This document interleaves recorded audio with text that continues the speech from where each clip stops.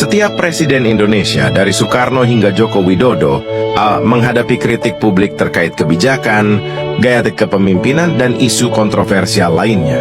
Berikut adalah ringkasan alasan mengapa mereka dihujat. Presiden Soekarno, kedekatan dengan PKI, dituduh melindungi Partai Komunis Indonesia yang menyebabkan ketegangan politik menjelang peristiwa G30S. Demokrasi terpimpin.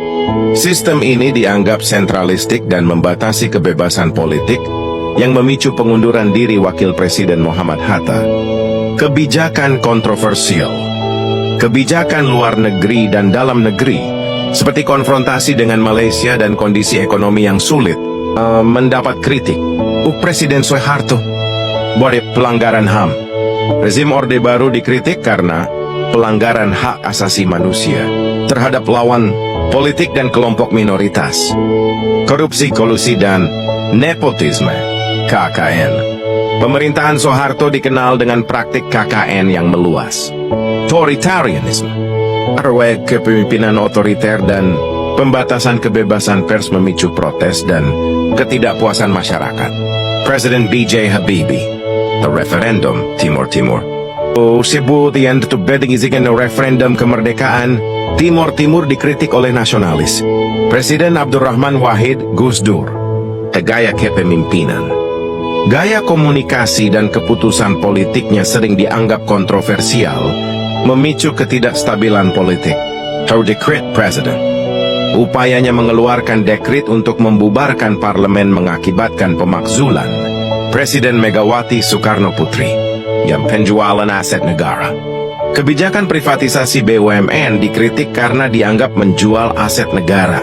Masalah ekonomi. Ketidakmampuannya mengatasi krisis ekonomi dan kemiskinan selama masa jabatannya menjadi sorotan. Presiden Susilo Bambang Yudhoyono, SBY.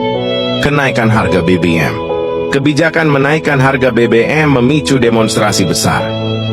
Kasus korupsi. Meskipun dikenal dengan pemberantasan korupsi, beberapa kasus besar yang melibatkan politisi dari partainya menjadi sorotan. Gridlock kebijakan. Dikenal lamban dalam pengambilan keputusan menghadapi tantangan politik. Presiden Joko Widodo, Jokowi. Kebijakan kontroversial.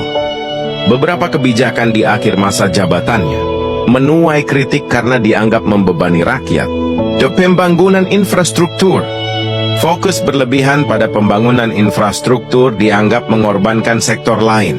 Isu dinasti politik. Isu terkait dinasti politik dan dugaan intervensi hukum dalam pemilu menjadi bahan hujatan.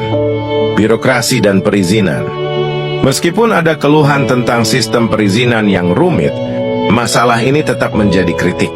Secara umum, kritik terhadap presiden merupakan bagian dari dinamika demokrasi, di mana masyarakat mengekspresikan ketidakpuasan terhadap kebijakan atau tindakan yang dianggap tidak pro rakyat. Mau ngiklan? Hubungi 0852 2670 9999. isknews.com